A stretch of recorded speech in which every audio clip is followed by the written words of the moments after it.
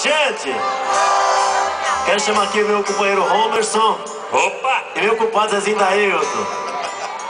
É pra cantar comigo, porque Os compadres de Goiás. essa música é do primeiro CD. Minha maior emoção no Intereclesial foi em Santa Maria. Quando eu entrei na Medianeira, o coral estava cantando mais ou menos assim.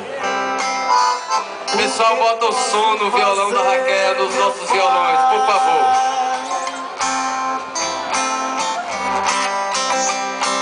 Clamando pela posse da terra, no campo milhares estão.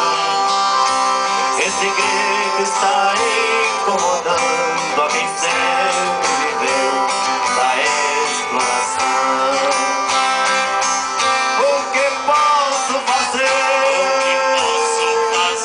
O que tenho a dizer, meu pai? Que se faça justiça, repartam as terras, partilhem o pão entre nós, filhos teus. Não posso mais enumerar os mártires deste país, na roça e também na cidade, só vem crueldade, correm rios de sangue. O que posso fazer?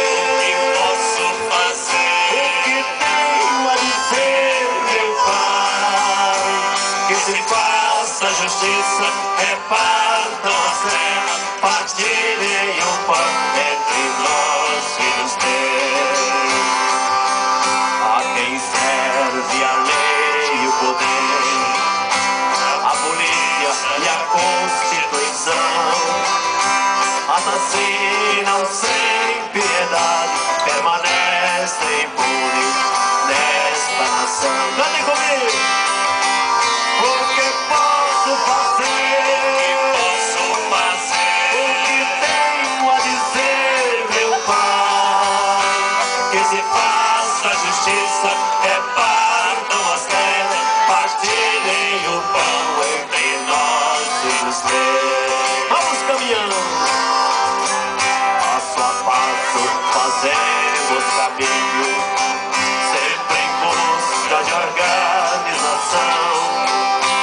De mãos dadas sigamos em frente, formando a corrente da libertação.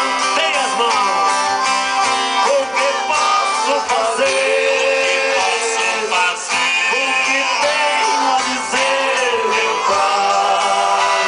Que se faça justiça, repartam as terras, partilhem o pão entre nós, filhos teus. Pra não esquecer, o que posso fazer? O que tenho a dizer, meu pai? Que se faça justiça, repartam as terras, partilhem o pão entre nós, filhos teus.